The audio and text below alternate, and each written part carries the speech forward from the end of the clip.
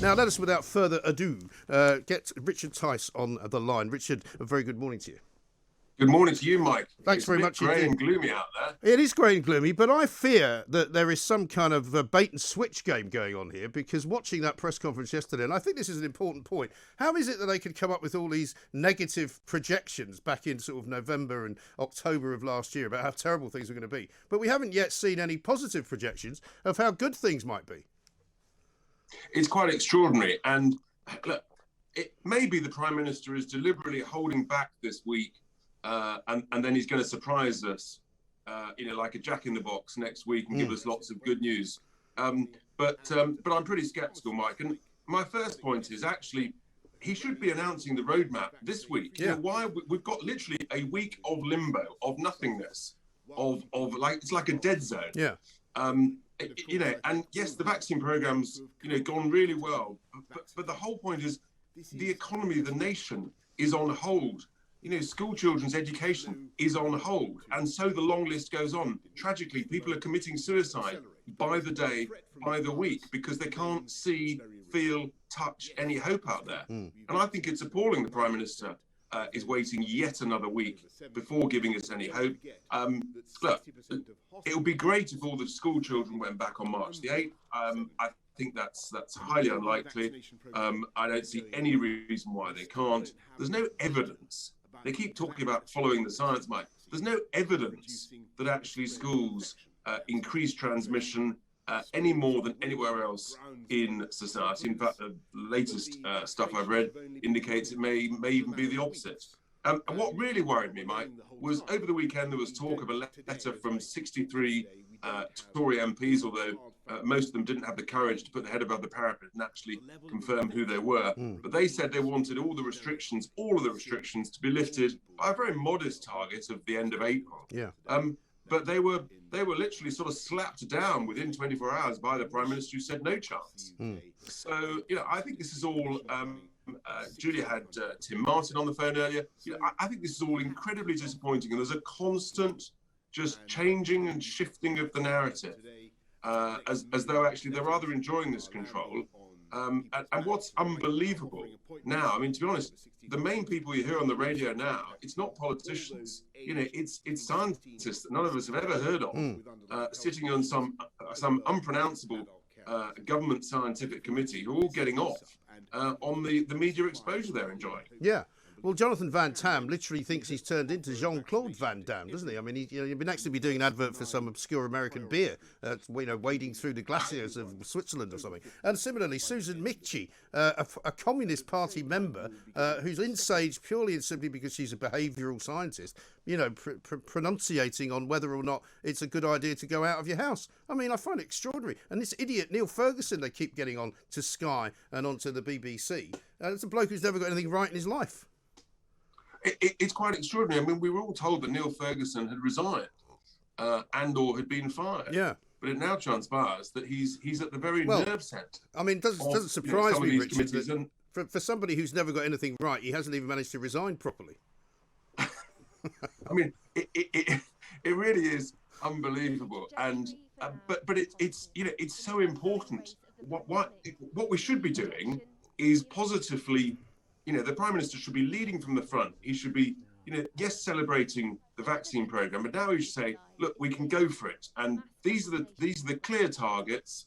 We're making great progress. Yes, you can state the caveat. In the sort of the worst possible scenario, of course, is that there's some new variant, which is actually such a massive divergence of a variant that in truth it's probably a new virus that doesn't respond to the vaccine. Well, you can arrange everything, all the roadmap, subject to that.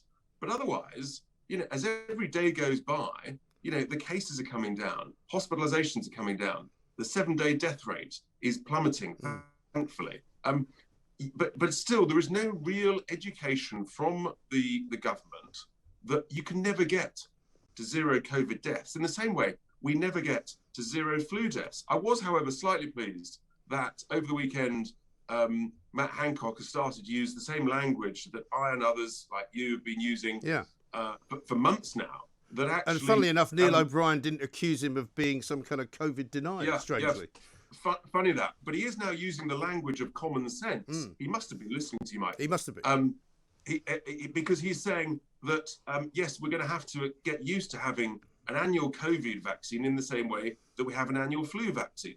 And yes, the flu varies each year. COVID will vary each year. So you vary the vaccine. Yeah. This stuff, it really is basic common sense. It's not rocket science. The government needs to be giving people that confidence, saying that they're going to be getting organised for that, and then saying how actually, to make sure what are the changes they're going to make in order to ensure that there's never a fourth national lockdown. Because we know that there are people within the NHS leadership and some of these scientists, they're rather looking forward to a fourth national lockdown. That'll give them all sorts of power again next winter. But actually, we should be saying, no, we're going to rebuild the Nightingale hospitals. Let's have an NHS reserve force of retired medics and doctors and nurses on retainers, on sort of online training, possibly doing a week back in a hospital once a year. That way, you're ready. You've got a contingency plan. So, surprise, surprise, when there's a seasonal flu or COVID increase next winter, which there always is, there's always a flu crisis every winter, or an increase in seasonal flu, then you're ready for it. Right. You've protected the NHS, you've built in the capacity, and you're then, you're powering the economy on. That's the sort of leadership this nation deserves. And it's not getting right. No, exactly right. I mean, I've said this before many times. I may have even said it to you, Richard. If the NHS was a privately run organisation or a private company and it kept having the same problem year on year on year because they weren't prepared enough for whatever the crisis was, the people running it, the whole board, would be fired. They'd be thrown out of the highest skyscraper window you could find. But you'd say, well, what's wrong with you? Why do you not prepare for something that you know is coming, that comes every year, that leaves the same result? Why are you not changing the way you operate? Well, this is going to be the new battleground. Whatever timetable we come out of lockdown, in a sense, the government is so stubborn, it'll be what it'll be. But the next background will be actually, okay, how do we help the healthcare in this country? The way I describe it is that the NHS is probably the most loved healthcare system in the world. And that's fantastic. We love the frontline care and attention and expertise that is given to those in need. But we have to be honest with ourselves.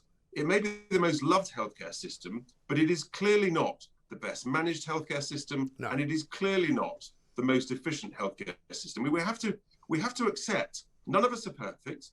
You can always do a little bit better. We can always keep learning. You don't stop learning when you leave university. I believe in continuous improvement, and that's the culture that we need to build into the whole of the NHS so that we're ambitious, Mike. Let's say, do you know what? Let's not only have the most loved healthcare service, but let's make it the best managed, the most efficient healthcare service in the world. And then we truly are achieving something amazing. And that should be our ambition as a nation, in my view. Absolutely right. And also, now that we've got something like a quarter of the population vaccinated, we've probably got a quarter of the population having had the disease. You're talking about practically half of the people out there now who are probably not going to get it, basically. And if they are going to get it, it's going to be in a very much more weakened form. So you're talking about half the population. And we ought to be able. I was talking to my sister in Connecticut last night.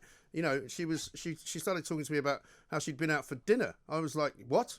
What are you talking about? She'd been out for a meal in her local town, which has had restaurants open throughout the whole process. Yep. One restaurant closed because they had an outbreak of coronavirus in the kitchen, shut for 2 weeks, reopened, everybody was fine. New York City is opening its restaurants on Friday. There may be some precautions and you may have some social distancing going on. But, the rest of the world is carrying on. Duncan Bannatyne at the weekend sent a tweet from Florida where everything's open. And they've had no worse of a death rate than they've had in California, where everything's locked down. I know, it's extraordinary. The evidence is clear worldwide that the hardness with which you lock down has no impact on mortalities. There's no question about that. You've just touched on a couple of examples in the States. You look at what's happened in Sweden. They've had voluntary restrictions. They've kept almost all their school children in schools, and yet their death rate is on a par with the rest of the EU. And so I think that evidence is clear.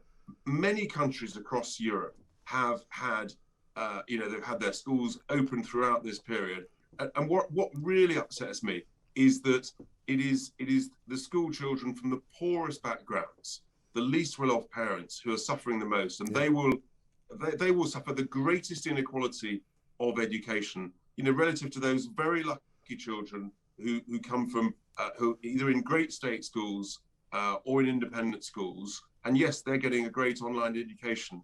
But it seems to me that ministers and MPs who are making these decisions have no idea of the consequences, the suffering and misery experienced by those children, rowing and crying with their siblings, rowing and crying with their parents. The damage to those relationships is absolutely huge and incalculable. And I just think it's woeful that this government seems to have no real pressure on them about that. The education secretary, I've forgotten his name, let alone what he looks like. Is there still one? Well, I mean, I don't know whether he's actually managed to achieve anything, because Gavin Williamson comes out, never looks particularly that's the bloke. On top of his game. He never seems to be entirely sure whether what he's saying is about to be snatched away from him literally the next second, and he kind of says something and then runs off. And then it never happens. Whatever it is he says is going to happen gets reversed by Downing Street. But this is the other thing, right? What the hell are they doing on recess, by the way? I mean, it may well be half term and some parents are getting a bit of respite from their kids having to learn from a computer all day at home. But what the hell is Westminster doing shutting down for a week in the midst of what should be the opening up of the economy? It beggars belief, doesn't it? You hear of I heard an interview on Talk yesterday with the Brigadier Phil Prosser, who said he hadn't had a day off since Christmas. And here we are, a bunch of MPs think that they've been working so hard from zooming in and out, that they need a week off. I mean, it just absolutely beggars belief. It's really extraordinary. This is the moment when serious preparations and serious debate needs to go on. How are we going to recover economically? And, we're going to be putting forward a clear plan in these May elections that thankfully do look as though they're going to take place. We're actually, we have to grow our way out of this crisis. And the way you get faster growth is that you cut taxes for the least well off, the lowest paid, and small businesses. You cut the daft regulation, which permeates through our economy, and that leads to faster growth. And you cut the mountain of wasteful government spending, of which, of course, we've seen loads, and that also creates faster growth. If you do those three things, then it's very simple, Mike. You get better wages for the least well off, and you get more people in employment, and you've got more wealth, more money to invest in what I talked about earlier, which is, let's truly make it an amazing, world-beating, efficient healthcare system. You can only do that if you've got additional resources, additional money. That doesn't come out of thin air. We've got to earn it. We've got to create it. And to do that, although you've got to help the self-employed and the small businesses. I would differ from you slightly about the NHS there. I don't think the problem with the NHS is money. They got loads of money. It's what they do with it, which is the problem. They waste more money than you and I have ever seen in our lives, and in your case, that's a lot. But the point is, the bottom line is, here we have a situation where I noticed yesterday. I just looked out the window here at News UK, happened to look down upon London Bridge. Because we forget how terribly awful things are. There was not one soul walking on London Bridge yesterday afternoon at about 2:00. Not one person. And it looked like a scene from a film. It looked like they'd closed off the bridge to pedestrians because they were filming something. It was just horrendous. Yeah, no. I mean, look, there is significant waste in the NHS. There's no question. But equally, Mike, it is also true on any accepted international comparison. We've got less beds per thousand population, less nurses, less doctors per thousand. And believe it or not, our overall healthcare spend is at the lower end. So, there are some issues there, but maybe we've got too few people on the front line and too many managers in the back office. Look at the jobs that are advertised in the NHS, diversity manager, this kind of thing, social cohesion supervisor or some cobblers, I mean, that's where the money's going. Sadly, it is. We saw it with the assistant director, albeit it was in the police force. But it drives you mad when you hear about, assistant director for fairness and well-being being paid sort of, 70, 80 grand before all the extras. Right. And that's only the assistant director. You and I, maybe we should compete for the director's job, Mike. I'm not sure well-being's my kind of thing, really, to be honest. But nevertheless, it's a good thought. For me. Let me just ask you one final question. It's actually about Gavin Williamson, funny enough, because he is unveiling a bill today where he's going to start protecting university lecturers and academics and people generally who are trying to be shut down in censorship ways because of the fact that they say things that people don't agree with. More bad news to Neil O'Brien, who keeps trying to shut down a load of academics who he doesn't agree with. But this is a good thing, isn't it? Look, it is a good thing. It's pretty shocking that it needs any form of, it's shocking that it needs saying at all, but it clearly does. And, if it needs legislation, well, it needs legislation. What worries me, though, is that they're spending all this time on this and they're not spending enough time actually on the real emergency at the moment, which is day by day, for heaven's sake, get our kids back into schools. And, so, in a sense, that is important. It's very important. But I really do want, I want some urgent updates. When are the kids going back? I just hear from parents every day, literally tearing their hair out. That's just not right. No. And, we need to, we've got to accelerate our way out of this crisis before we all go stark raving mad. Yeah, I think you're absolutely right, Richard. Thank you very much indeed. As ever, Chairman of Reform UK businessman Richard Tice there, making an awful lot of sense, because he's right. We need to get on with it. What is the problem? Why are we waiting? And if it's because there is a recess, that is unforgivable. If it's because Boris Johnson isn't absolutely sure that the rates are falling, then he should be sure. Why is he not asking for the modelers to come up with some projections for what is going to happen in the next month? Why are we not seeing how good things are going to be a month from now, when back in November, all we were being shown was how bad things were going to be in December? Do you see how there's a missing part of that particular jigsaw?